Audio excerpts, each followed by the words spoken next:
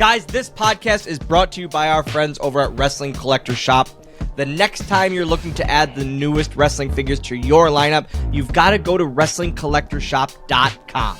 Started by collectors for collectors around the globe, Wrestling Collector Shop has been serving fans the latest and greatest in wrestling action figures since 2002. Whether you're looking for basics, elites, or ultimates, Wrestling Collector Shop should be your first stop the next time you're looking for wrestling figures. So make sure to go to WrestlingCollectorShop.com and use code SWOGGLE to save yourself 10% on your order. Again, that's 10% off with code SWOGGLE only at WrestlingCollectorShop.com.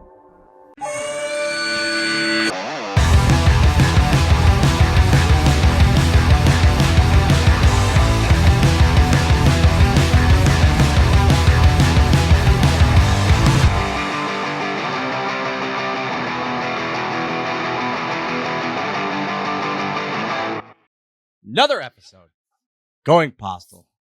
This time, as you saw in the title, it's a small talk. And this is a doozy of a small talk. But before we go any further, I'm Dylan. That's George. George, hit him with your stuff. At Going Postl on all forms of social media. At Dylan Postl on all forms of social media. At PodXchange. PodXchange. That is this show, the Game Marks podcast, and Dylan's other show, State of Affairs with Captain Joe Shoes. If you're listening to this show and you are a fan of this show, but you would like to see the video version of what is about to happen, Dylan sitting down with his buddy JBL, well, you can go and watch that over at youtube.com/Dylan Postl. If you want to know where you can find all things Swoggle, that is at DylanPostl.com. If you want to buy some shirts, that's ProWrestlingTees.com/Swoggle.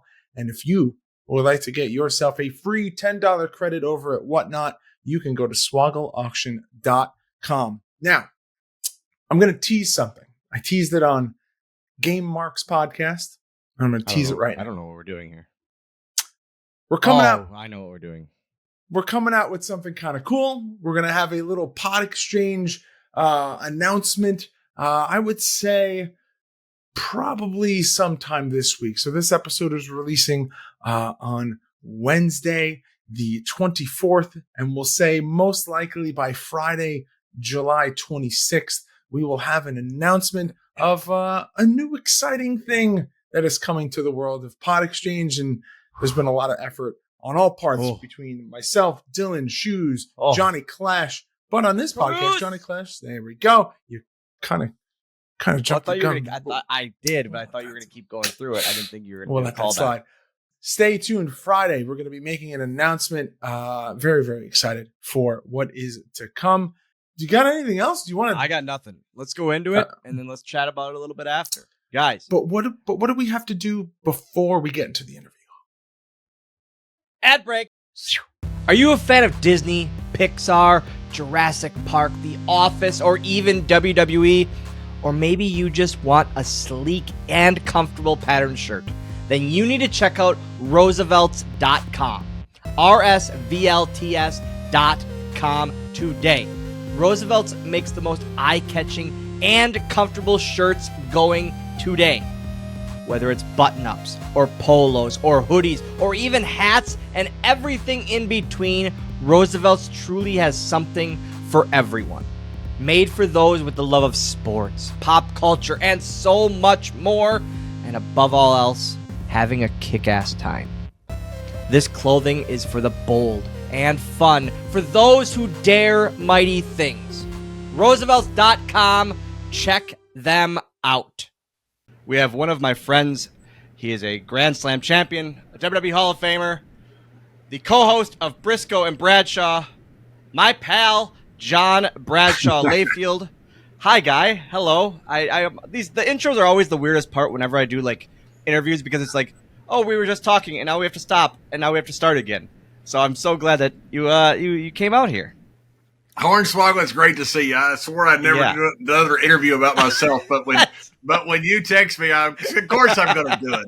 There's no doubt about it. I've wanted to come in for appearances for you before, and I've always had something, that I couldn't do it. We're gonna make it happen. We're going to make it happen for sure.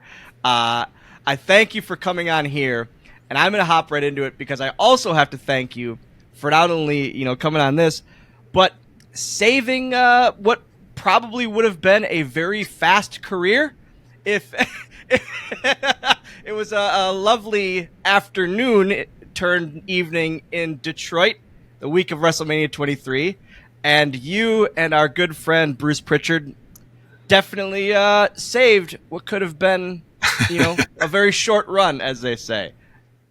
We did. We were not going to let you get caught. Is what we were not going to let that happen, no matter what. It was a pretty funny event. What were the thoughts? We were coming back. What were the thoughts? Yeah. Oh my goodness, Bruce and I are coming back from some appearance or something. So we're in the back of the car. WWE sent appearance. Back in some limo or something because we'd done something for the company, and we see Bob Holly walking across a field. I think it was Bob, and he's carrying something like a sack of potatoes. I mean, literally, he's carrying it in one hand. And I said, Bruce, what is Bob doing? He goes, that's Hornswoggle. I go, no way. I said, there's no way. And Bob's carrying you by the back of your belt. You're down like this. Bob's carrying you, and he is so frustrated when we stop and talk to him. And he's drunk. He's drunk. Well, thank you for bringing this far, Bob. But and Bob just leaves you. And the best part was, I'm sitting there, me and Bruce, and you're standing there, and you're like wobbling around like this.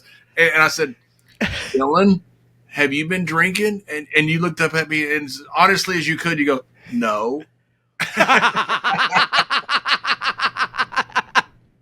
It was great. You guys have been somewhere, and me and Bruce spot you coming in, and so we get you to the green room, and then we hear that Vince and Linda and everybody's coming. Like, oh my goodness, he'll get fired right now. Like your first, like it was basically your first day on the job, your first WrestleMania. Yeah. And we got to get him out of here. So how are we going to get him out of here? Because Bob's not there to carry you anymore. He left. He got mad and left. So we called the doorman. And said, hey, we need a favor. And he goes, what do you need? I just need you to take him to his room. And he said, how do I do that? I said, put it in the luggage cart and take him to his room.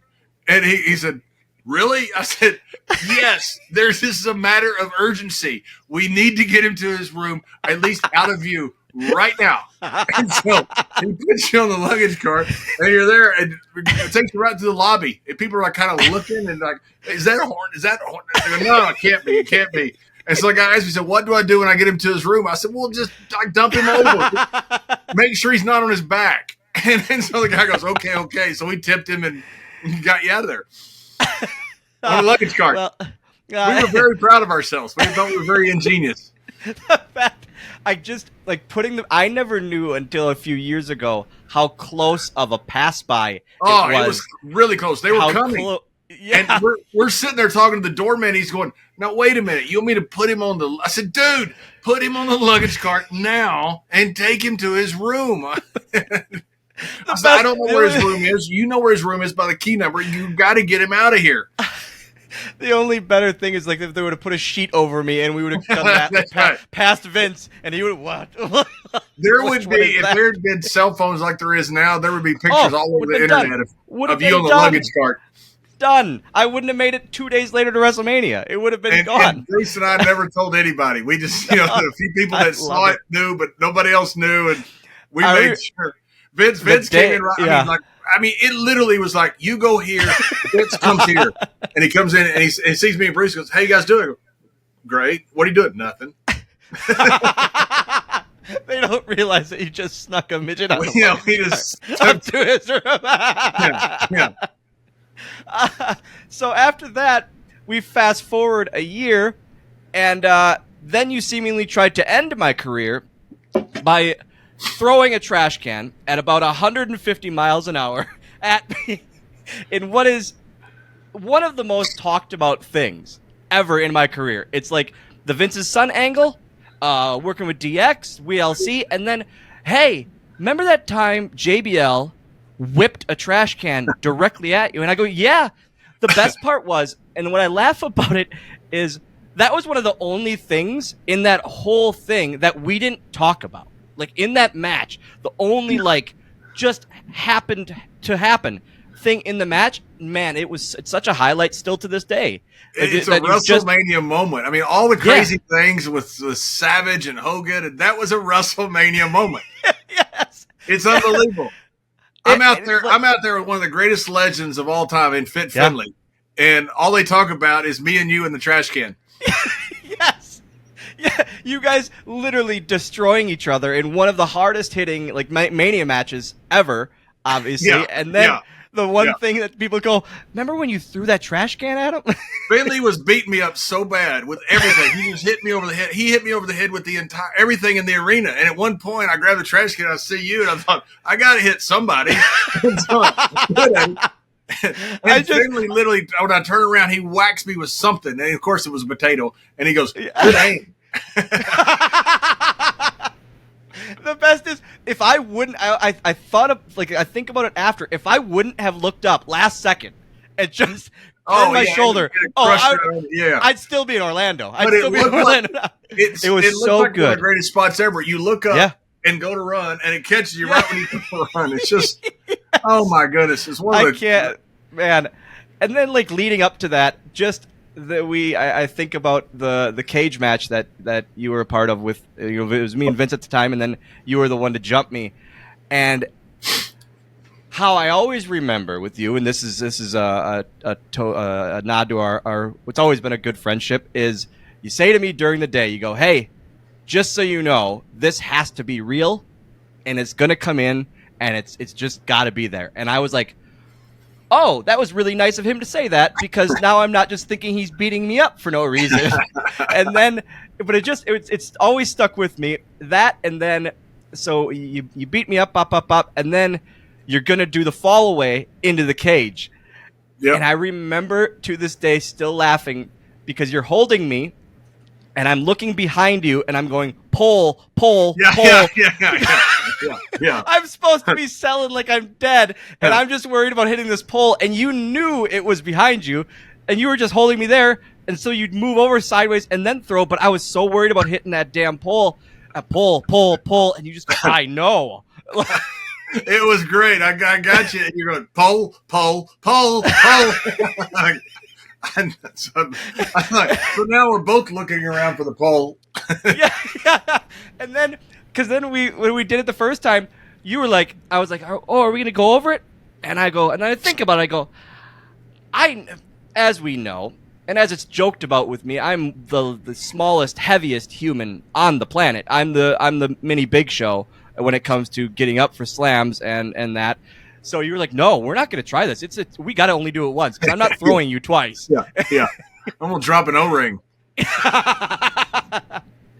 But it was just having you a part of that, especially leading into WrestleMania with Finlay. You worked with him so much in Germany and overseas. So was that such a moment for you to actually do it on such a stage? That was one of the greatest thrills of my life. It really was. Going in the hall, retiring at WrestleMania when the Von Erichs went in the Hall of Fame in Texas was, really cool.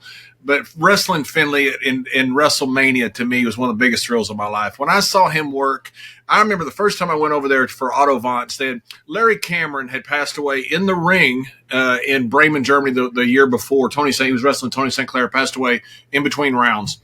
And they brought in a whole new American crew. And I was the last American signed because of Jimmy Suzuki vouching for me. So we get there, and Otto wants to see what he has. So we go to a little resort town called Seeboden in Austria.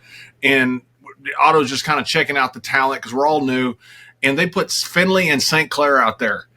And I'd never felt that way about a match until I saw Shawn and Undertaker at WrestleMania. It was one of the greatest things I've ever seen. It was just, I'm sitting there looking at it going, I can't do this.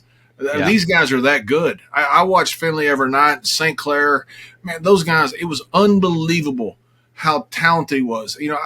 It's hard to say who's the greatest. When you look at guys in ring like Eddie and Shawn and Undertaker and these guys, but Finlay's in every conversation there is. And so to be able to go to WrestleMania with this guy that I know is one of the greatest of all time and is in the Mount Rushmore of great workers was a real honor. Why do you think Finlay to most is never put on that Rushmore compared to the Shawns and the Eddies and the Takers. Why do you? What is it? It's just because people think of the WCW stuff so much, or why is he never? You know what I mean? It's just I say it too. I say it too. How if inside those ropes he is untouchable, literally untouchable. I feel. Yeah, and people didn't see it. What he did in Europe, people just didn't see. They didn't televise most of those matches. They televised very few of them. I saw him and Brad Armstrong have one of the greatest matches I've ever seen in my life. I think it was in Bremen. Unbelievable match. But Finlay did that every single night. But it wasn't taped. It wasn't televised. So people just, you talked about him, but it was kind of the urban myth that there was really not, people didn't see Dave, especially when he was in his prime. Then he came to WCW and got hurt right away. Yep. Went through the table and tore up his leg and almost, lost his leg, the ability to walk. And, and after that, it wasn't the same Finlay as far as the mobility. I mean, Finlay he was a different level than everybody. And I think the reason he's not is because he did so much in Europe. I mean, they drew the same towns, 56 straight nights, year after year after year. That's an incredible record. Was that what you were mainly a fan of? Was that kind of style, the European style? Yeah, I loved it. It was kind of a difference between, every territory is different. Japan was, really hardcore, mat wrestling, really, pretty snug stuff. Texas was kind of hardcore. Tennessee was a little bit more but Europe was kind of a mix of all of that. It was very serious. They had rounds. Yeah. The rings were pretty tough, which, that didn't make any difference as far as it did to some of the wrestling style. But the wrestling was very serious, but it was very good and very good as far as drama. It wasn't just, a lot of holes, and it was really good drama. These guys were terrific workers. And so, I really enjoyed working over there. The thing is, when you're wrestling, think about this. You're wrestling at 56 straight nights, say in Hanover, every night. And some people buy a season pass. So they're there every single match. Every single night, they're sitting there in their chair. And so if you wrestle St. Clair one night, Schumann works one night, Luke Poirier the next night, was Rambo, Finlay another night, you can't have the same match that you had 2 weeks ago. It's got to be different. The setups have got to be different. Everything's got to be different. And so you really learn the art of working and how to change things up.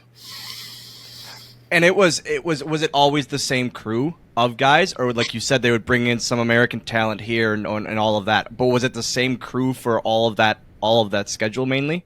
The Europeans were, and the English. I say English. The UK and Irish were the same predominantly. You bring a few in here and there, but the Americans changed some. You'd have your regular crew of Americans, but you'd always bring in guys for certain tournaments and certain things like that. Special attractions. But then you would also bring over guys like you might bring over Muda for a match just out of the blue, a championship match that's not part of the tournament. So you'd always have matches that weren't part of the tournament where you'd bring over stars from anywhere, from Japan, Mexico, America. Usually you brought them off something off TV so that people would know them.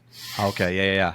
Did you become close with Fit on that, or was it later in your career? Because all I remember is how close when I got hired and on the road, of how close you and Fit always were. Yeah, Dave and I were, I guess, pretty good friends the whole time. When we first went over there, we were a whole new crew. You got to understand, we lived together. We lived in caravans. Like people talk about the gypsy travelers. We lived in caravans. We didn't have running water. We didn't have a bathroom in our caravan. It was somewhere, if we were in a campground in Vienna, which was awesome during the summer, you'd live on a campground and drive into town. It was pretty cool. But in the winter, you lived right next to the arena, so you'd have to go into the arena to use the bathroom or shower or whatever else. But you lived with the guys. So if you wanted to be at work at 5:30, you left at 5:29 and 45 seconds because you're right by the back door. Yeah. And so you spent all day with these guys. You went to the gym with these guys. On a weekend off, we used to go down to Sopron, Hungary, which was just across from Vienna. It was really cheap there during the time after the fall of the Russian Empire at that time, where everything kind of was in transition. And so we spent a lot of time together. That's all we had. We didn't have TV. We didn't have, cell phones back then or internet. And so we just had each other back then, and living in a place, especially a foreign place, we really just had each other. That's how you connect. Yeah. That's how, and because you don't have those other things. And I just got my tooth fixed from Finlay from your. When you texted me that last week, it made me laugh so hard. We were in Hanover, and Otto Vance was and would promote Austria and Bremen. I think he made a split Bremen with Peter William. Peter William would have Hanover, I believe, by himself. And so Wednesday was always the worst night. We had like Damen-Tag ladies night. We'd have championship night, all kinds of stuff on the weekend. So we'd have big nights on the weekend. Wednesday was always the worst night. So Otto would always come on Wednesday because he learned to rub it in Peter that he would come and, he'd be the worst night. So Peter puts me versus Finlay, a special heel versus heel attraction for that Wednesday night. So we beat each other half to death. And he catches me with the clothesline, and he catches me good. I mean, right off the bat. And I thought, he just knocked my teeth out. And so anyway, I go to the back, and I feel my tooth, and it's still there. And I said, oh, good. So he comes in, and he goes, thanks, John. I said, thanks, Dave. And he said, I didn't catch you with nothing. I said, no, I never felt you. That was a dream. Everything he hit me with, I felt. You could tell how disappointed he was. He goes, and he was shocked. He goes, I didn't catch you with nothing. I said, Dave, I never felt you. You're remarkable. It's light as a feather, which I know he hated. So anyway, finally he wants to fish a little bit more. He says, I didn't catch you with the clothesline. I go, did you throw a clothesline? And I said, no. I said, no. Anyway, he leaves. He's so depressed. He leaves, and I have a sandwich by my locker, and I bite into it. My tooth falls out. So when it does, I said, that bastard knocked out my tooth. And he's right around the corner. He comes back in. He goes, I knew it. And he's so happy. You could have listed what didn't catch you more. Oh, yeah. The only thing it didn't catch me was the introduction. That's the only thing he didn't potato me with.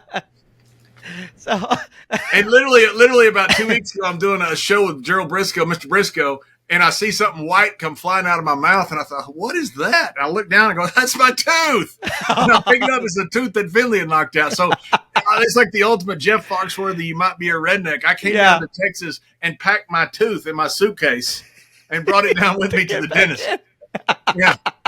I'm thinking if this guy searches my suitcase, like at the PSA, they're going, is this your tooth? Yes, it is. Thanks to Dave. That's so good. Last time I missed Finlay, I was at the Performance Center, and I said, hey, is Dave here? And they go, oh, he just left. So they called him to see if he'd already left because I wanted to say hi to him. And all he sent back was, ask him how his tooth is. That's before it fell out. So you had those with Fit. You had, all the classics with Eddie and Cena and Undertaker. But what I want to talk about, the main one I want to talk about, is probably my favorite match you ever had with Godzilla. How I think back and I go, you were such a serious and hard persona, and then you did stuff like that to add levity here and there. Did you feel that was a key to not being so serious all the time, to have those little moments of levity?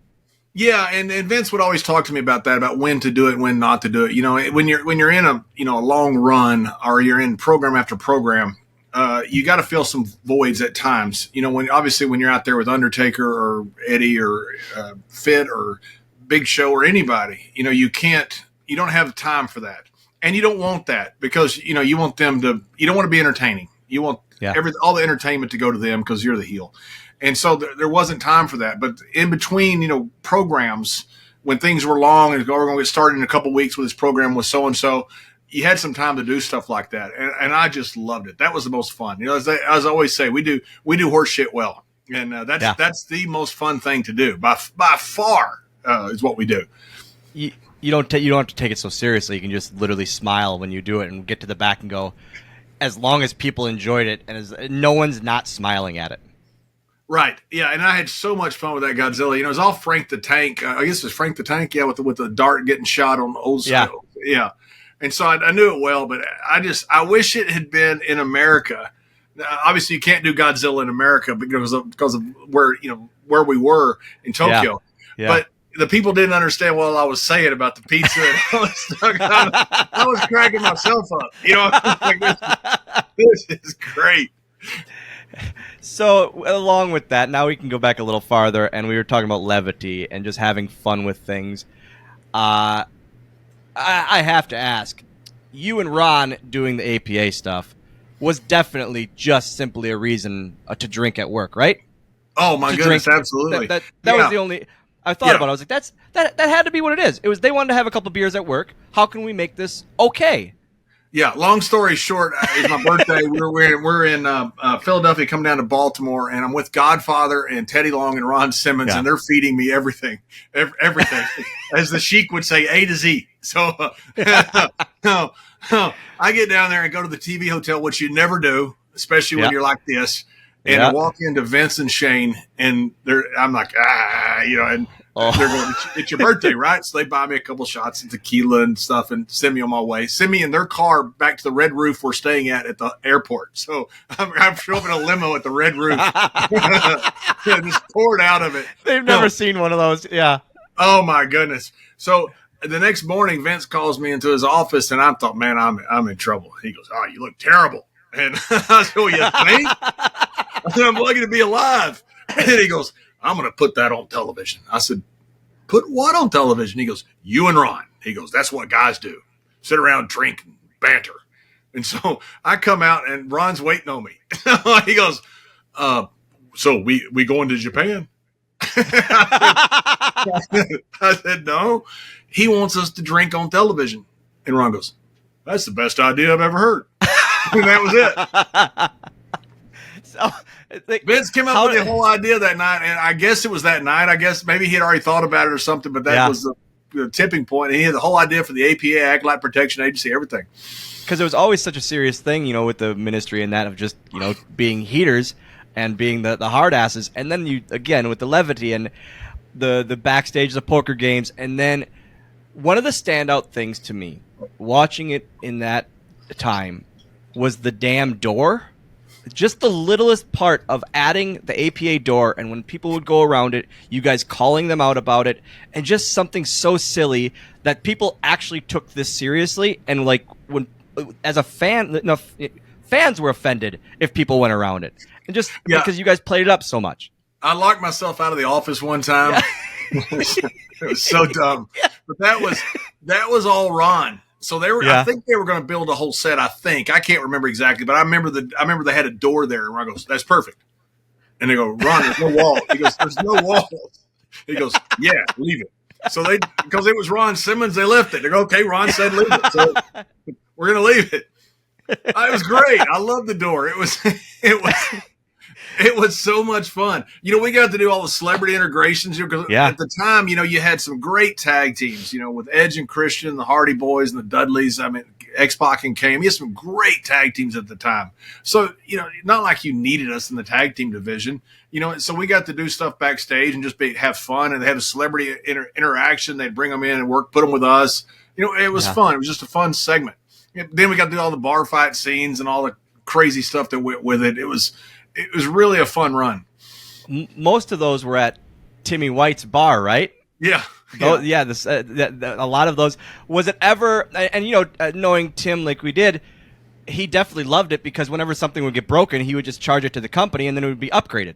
He went from nanotube televisions to flat screen plasma. It was unbelievable. Vince got the bill, and I'm in his office right after he gets it. He goes, I didn't know I just bought Tim White a new bar. We'd go in. Tim was the biggest worker ever. Tim was just the nicest human being. I loved Tim. And we'd go in, and me and Ron's picture would be in the very front, and I said, there is no way that Andre the Giant's photo with Arnie Scollin is not in the front when we're not here. You're not. Exactly. But Tim always, he'd always do that. Whoever's coming over, they'd be in the very front. He'd remove all the top shelf whiskey so he wouldn't have to give you the nice stuff. He'd hide it in the back. Him and Arnie had their kayfabe card room back there. They used to play with, way back with Andre and everybody. Yep. Oh, that's the best. Just to have the memories of that kind of thing and how much he just secretly loved that his bar was getting destroyed because he would just get it upgraded then. Oh, he got everything upgraded. One thing he told us was don't break the Boston Red Sox sign. Right at the end of the scene, Yeah. We go to walk out, and I stop and I grab a beer mug and I throw it right through the Boston Red Sox sign. And I said, "Curse of the Bambino," and walked out. Timmy's like, "Oh no, no!" Yeah, he's just cussing it. The red light goes off, and he's just cussing it. Then, yeah. Timmy did. I'll tell you a funny story. Timmy had Road Dogg and Billy there. They jumped us. I can't remember if they beat us up or we beat them up or whatever it was. But they had a ladies' night, and it was a bunch of guys in drag at Timmy's bar. And I think maybe even Road Dogg and Billy were hiding, in dresses or something. I can't remember what it was. Anyway, that's what the premise was ladies' night. Tim lost customers over it. Yeah, look, we can't go to like a drag bar and go. Timmy's go, "No, it's TV. It's not. No, it's not. It's yeah." They took it for real. It was a drag night at the bar. His regular drunks took it for real and going, "Timmy, we don't. That's not us." Yeah. The bar fights were some of the best things ever. Looking back as a fan, because it was something different. Another thing that was quite different that you were kind of ahead of to an extent. Can we talk about the Brawl for All? Because I, as a child, absolutely loved this, and I loved every bit of it because it was different, and it was one of those things where like you didn't know what to expect. You didn't know it was just how it was presented and all that. The rounds, it was just something that I was never into boxing as a kid. I didn't care, but now you're just having guys hit each other, and that's all they're doing is hitting each other as hard as they can. What going into it was your mindset of it? Was it like, okay, if I'm in this, I'm going to make the best of it? Yeah, I thought it was one of the dumbest things I ever heard when I heard it. Literally, I did. And Bruce Pritchard called me, and I believe it was a Thursday. He called me on a Thursday. He goes, "Hey, you want to be in a shoot fight on Monday?" And I said, "Why would I be in a shoot fight on Monday?" And he says, "We got this Brawl for All. We're going to put you out there in gloves." And I said, "Bruce, yes, I'll enter it. I'm happy to enter it. I have no problem going out there, and fighting one of the guys, one of my friends." Did you have confidence in it? What's that? Did you have confidence in it, like going into it, or was it just going to be like, you know what, I'm gonna do it no matter what? No, because I had Henry Godwin first, and I had no idea if Henry would knock me out or if I would catch him. I had no idea, So I didn't have illusions of winning. I wanted to hopefully win a couple fights, so I got to stay in it. Yeah, but I didn't have any illusions of beating a guy like Henry or draws or any of these guys. And they were those are big tough guys, and you don't know until you get out there, and this is foreign to both of us. I remember Henry Godwin and I before the fight, we're sitting there punching each other in the back with the gloves on. We had never two things. We had never fought with gloves on, and we had never fought sober. So it was like Henry's like, "What are you gonna do?" I go, "I don't know. I'm gonna hit you in the head." He goes, "I'm gonna hit you in the head." Okay, that sounds good. You're throwing working punches during the shoot fight. That's what you're trying not to do. Yeah, at one point I clubbed Henry on the back. I just got lost of it. I did. I told Bruce on Thursday, I said, "Hey, Bruce," I said, "you're going to put me out there against Henry Godwin first round." And Bruce said, No, it's a shoot. We got a legit draw. I said, "No, you're going to put me out there against Henry Godwin, I promise you." I get there on Monday, I'm against Henry Godwin. And I said, "Bruce, I told you were going to do this." They want to see the two big country boys hit each other a bunch. Yep. And he goes, No, it was a legit draw." I said, "There's no way this was a legit draw. I'm telling you." And so I did. And I tell you this, I asked Bruce, I said, "Hey, are the shooter boys in it?" And talking about Severn and Shamrock. Yep. He said, "Yeah, they're in it." I said, "Well, could you put them in just not the first round with me so I might make it in the second round?" I said, "You understand those guys won the UFC." I said, "They're actually really good at this." And I told him, I said, "You're going to have a guy like Bob Holly win this thing." I said, heavyweight champion, until Tyson Fury came along, was not 6'6", 300 pounds. This guy built like Bob, and nobody knew Bart could hit like he did. He'd won a bunch of tough man contests and, hit like a heavyweight boxer, like a George Foreman or something. He was, nobody knew that. And so, when you have something like that, and I told Bruce then, everybody did, Doc is not the same guy he was 10 years ago. Dr. Death, when he was 28, probably wins the thing. I don't know. Bart was a really tough guy. That'd have been a heck of a fight. If Bart was 28 fighting Bart, that'd have been a world-class fight. but he's had a lot of concussions. He's had tons of injuries, and so I just thought it was a bad idea, for something like that to try to push somebody over when you have no idea what's going to happen. But that being said, I enjoyed it. It was fun. That's what I was going to say. Did you still at the time? Was it after? Okay, you beat Henry, you go on. Then is it now like, oh man, I might be able to go through this thing, or is it still every time going like, all right, I'm gonna go out there and try my damnedest. Well, either way, no matter what happens. Yeah, maybe a little bit of the former, because Henry was obviously a big tough guy, and and the judges said I won. Who knows if I did or not? I think who knows? But I thought, man, if I get by Henry, maybe I have a chance to get there. I thought Godfather would probably be the one on the other side. Nobody knew Bart Gunn was going to kill everybody. Yeah. And so I thought, I'll probably end up in there, Godfather, if I can get by the next two. Yep. I wasn't taking that for granted, but I really thought, if Henry Guy was such a big, tough guy that, if I got lucky enough to get by him, maybe I can get lucky enough to get to the other two. And plus, I'd never made any money. I was getting $5,000 a shot to win, and then you split $100,000 for the championship. And I thought, man, wow, that's quite the boost. Yeah, that's quite the boost. Goodness. I bought my first house I got $40,000 total because Bart beat me.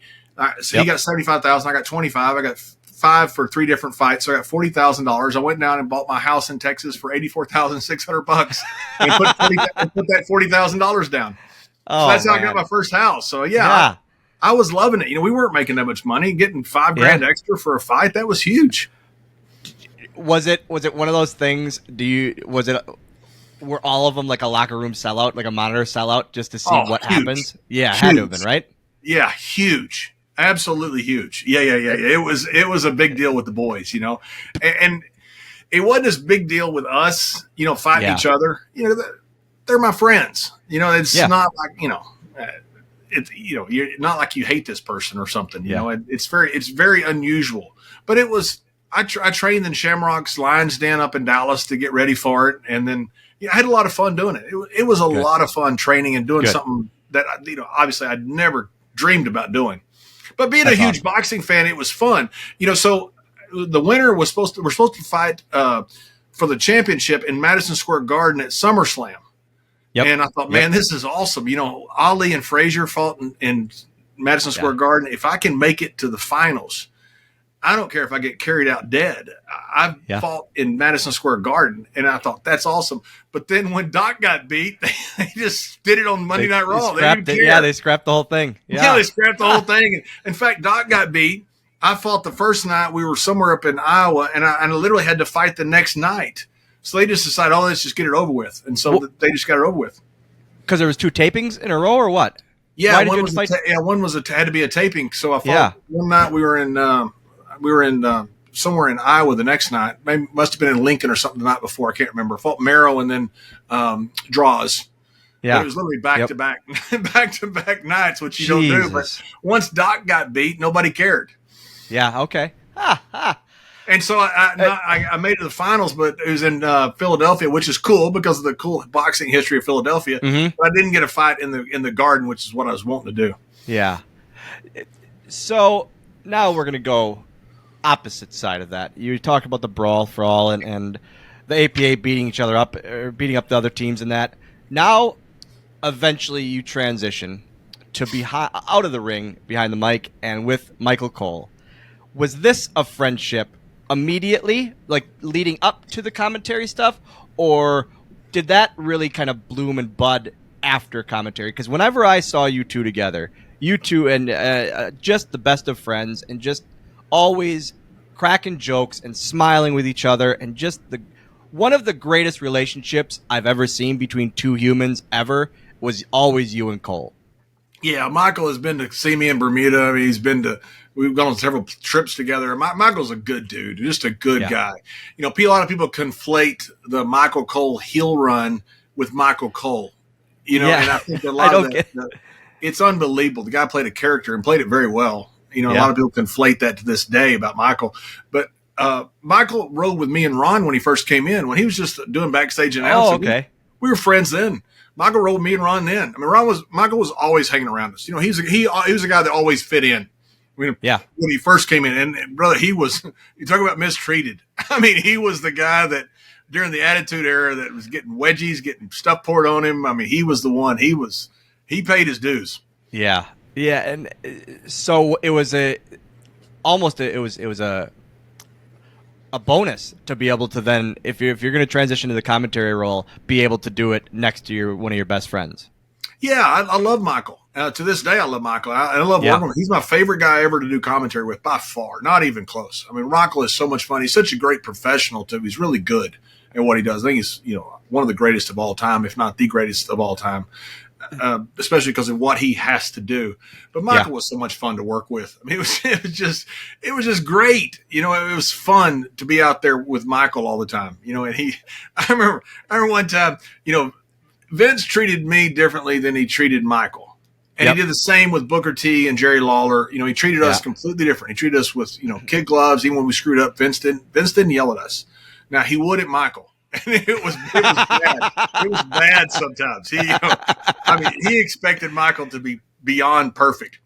Michael comes back one day, and he goes over to Vince, and he just starts yelling at him. Everybody.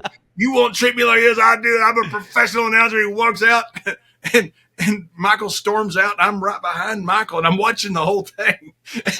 And Vince goes, "What's wrong with him?" And I was there. I don't know. I guess he's mad. Vince had already forgotten whatever he was yelling about. Exactly. Vince has no idea what it was over. No idea. What is this guy so mad at? Michael couldn't wait. He walked straight back there, straight to Vince, and just, yelling at him. It's crazy to think, like, you have the voices of wrestling, of pro wrestling, and you have the Bobby Heenan and Gorilla Monsoons, and then the Attitude Era with the JR and King. And Michael, for the last so long now, has been the voice of wrestling. And it's just his how long he's been doing it, how long he's been that feature voice is incredible. It's absolutely incredible to think about now. Yeah, it's really hard. It's really hard to do play-by-play, but, it's so different from sports, because you're part of the story. You call it depending upon what the finish is and about what you're doing next week. There's so much more goes into it than just calling what you see. And plus there's so much traffic that's going on and so many moving parts. It's like going from football to badminton to chess to something else to a singing contest, because wrestling is a variety show. You're not going, football announcers they're calling the game. If something happens that's unexpected, they're going to take a timeout, go to TV break, to come back with football. In wrestling, you've got to cover that time, and you're coming back with something completely different. So that play-by-play guy it's a really tough place to be. I think that's why you've had very few play-by-play guys in the history of the business that have been really good. Yeah. I mean, you look at them, you got JR, you got Gorilla, you got Vince, you got Tony Schiavone that has been around, Gordon Soley, and Lance Russell. You don't have just a ton of guys that have been around very long. Yeah. Yeah. Is there a night with Michael or a couple that stand out of either things that happened in the ring or that you called, or funny moments over, getting a note from the back?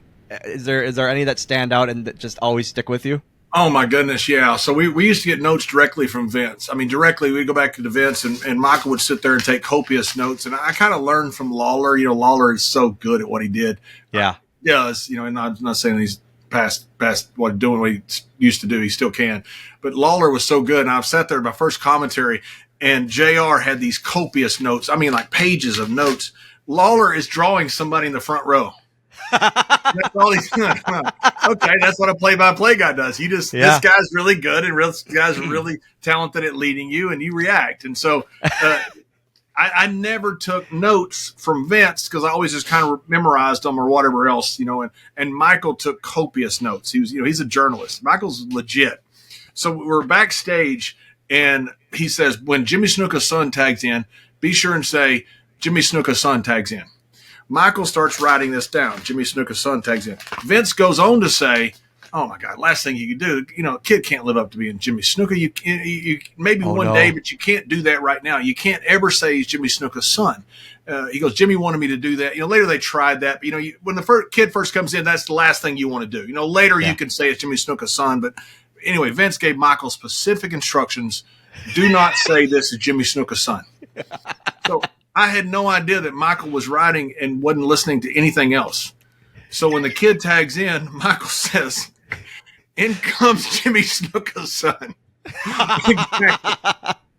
Exactly what Vince said not to do. Exactly verbatim what Vince said not to do. And I've never heard anybody go more ballistic over the headset than I'm like, oh my God. And you got the little God cam on you, so you can see us. So I'm sitting there and I can't quit laughing. Michael doesn't know what he's done wrong. And Vince is getting furious because he thinks I'm laughing at Michael, who's making fun of Vince. And Vince thinks Michael's making fun of him in front of the entire company. And at one point, Vince threatens to come out there and fire Michael and beat him up. And I'm sitting there going, what do I do now? Because I'm expecting Vince to come to the curtain. I thought he is so mad. He's going to come out here and fire him on the spot. We're going to tell him what's going to happen after that. He is beside himself. He thinks Michael is taking a shot at him in front of his entire company that his dad founded.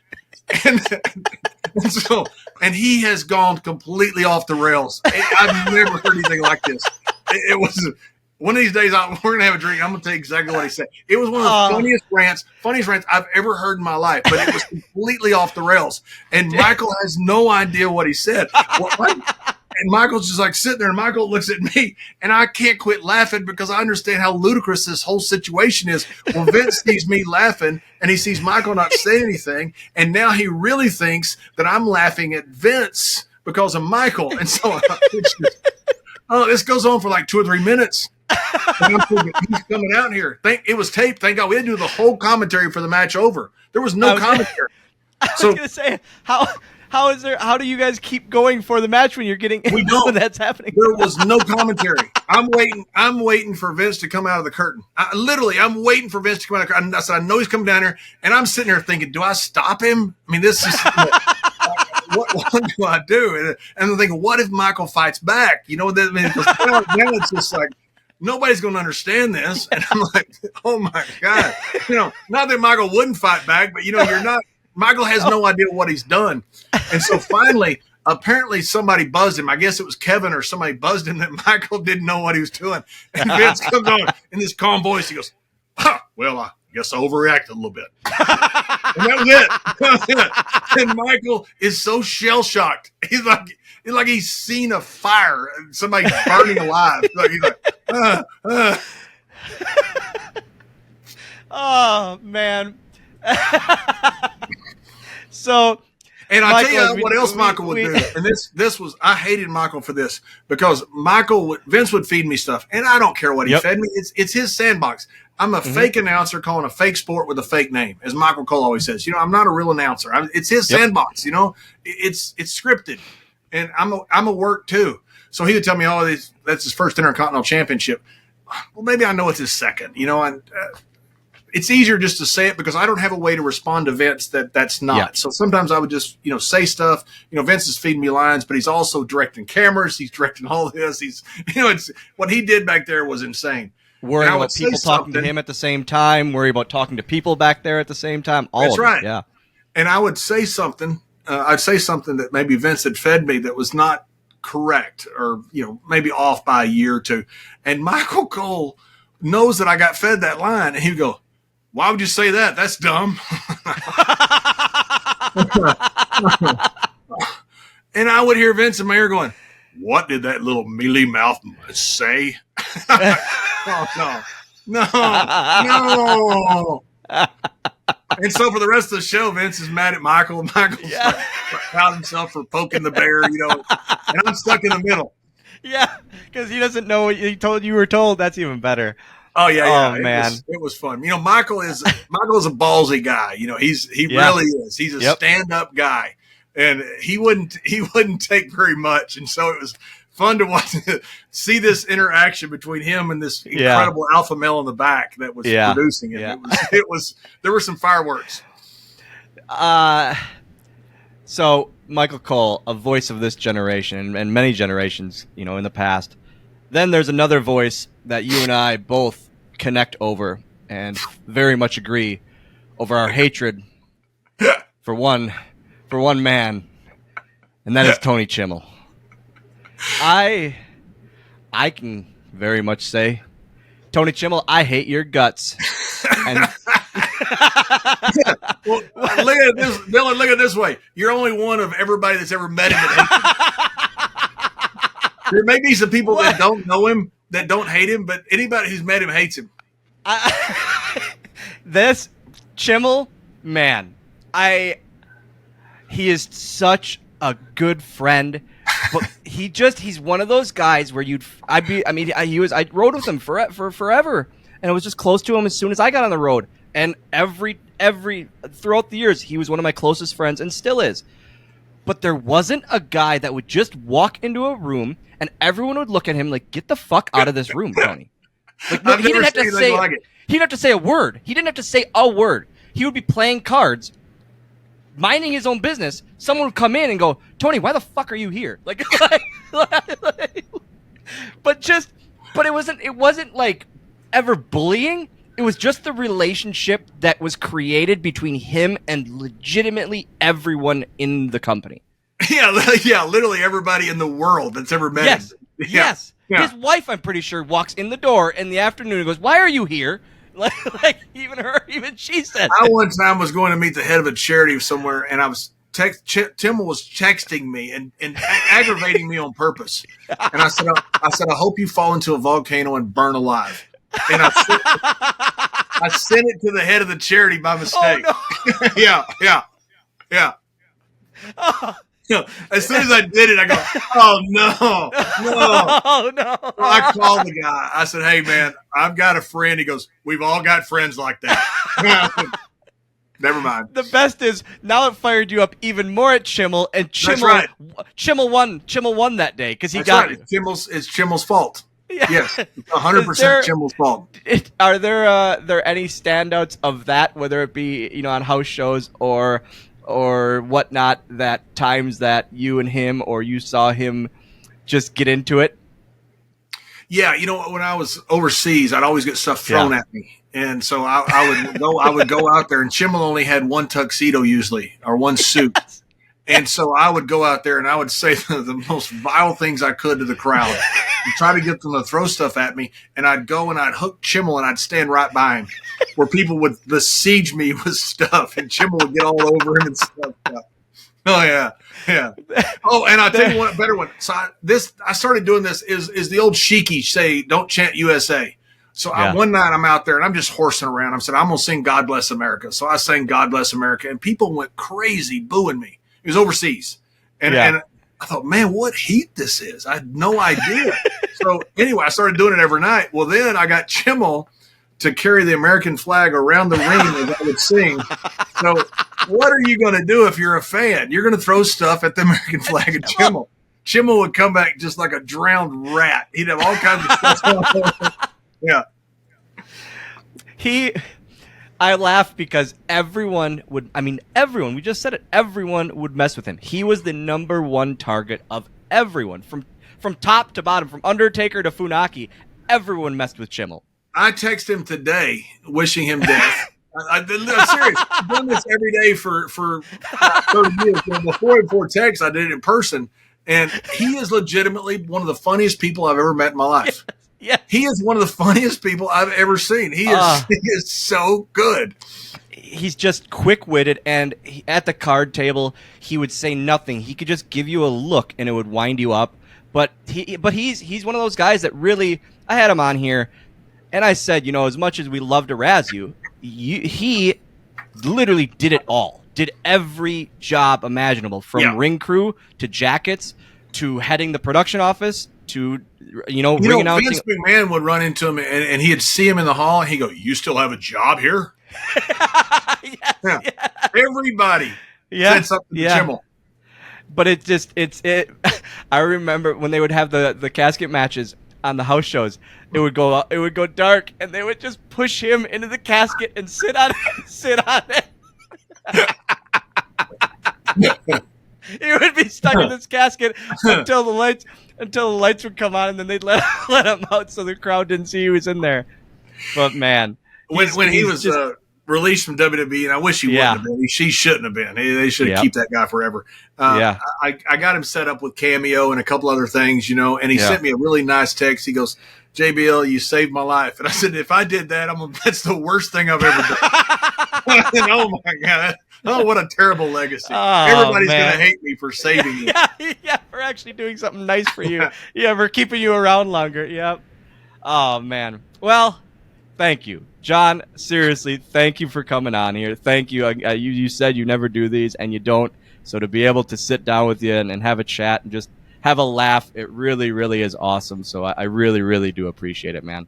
Well, Dylan, I told you, the reason I come on is because I love you. I think you're a wonderful guy, and it's good to see you. I've always had a lot of fun with you. I always had a lot of fun with Chimel, too, but I don't want to admit that to anybody in the world. It's always you talked about the you'd go back to the TV hotel, and sometimes that was the last place you wanted to see anyone. I remember after SmackDowns or Raws going to the TV hotel, and that bar was always connected to the lobby, and I would look down. If I didn't want to get sleepy that evening, I would just look down so I didn't make eye contact, and I would push the elevator button, and Hornswoggle, you son of a bitch. And I'd look, oh, it's you. God damn it. Now I literally can't bring my bags up. I have to go right there. we had a lot of fun. Yeah, we had a lot of, I remember we almost got into a fight. I can't remember, it was the NBA Finals when Ray Allen hit that 3-pointer in the corner. I can't remember if it was Cleveland or Miami. Anyway, I remember it was Ray Allen I think against San Antonio. But you got almost into a fight with a 6'4" cowboy. Remember that? I have zero recollection of this ever happening. Oh my goodness, it was great. And so this cowboy, he's wearing boots, so he's like 6'6", and you and him are about to square off and get into a fight, and I'm going, stop. What is wrong with you? I'm talking to the cowboy, and he goes, well, he started it, and you were going, I'll kick your ass. That was great. You guys were squared up, and you're like this, and he's this huge, big, tall cowboy. The best is that you think at that point, then it took you to make him realize who or actually what he was squaring up with. Like, right. He wasn't squaring up with a normal human. He was squaring up with a bearded child, essentially. Yeah, he had 2 feet on you because he's in boots. He had 2 feet on you, and he's like sitting there. I finally told him, I said, there's no way to really win this. Seriously, I said, think about what you're doing. And I finally got him talked down. He goes, okay, you're right. I just overreacted. And you're like, you scared, aren't you? I'm like, stop. Yeah. We ain't getting better than that, John. Thanks, buddy. Dylan, thank you. Appreciate it, Hornswoggle. Guys, let's talk about Mad Cat Beard Care. They make my beard feel soft, silky smooth, and they can do the same for yours. A one-man show since 2019, Mad Cat uses a portion of their sales to care for local stray cats. That money covers their medical bills and finds them safe spaces and forever homes. Their products are made to order with vitamins and all-natural oils that promote strong, healthy hair and moisturize your skin as well.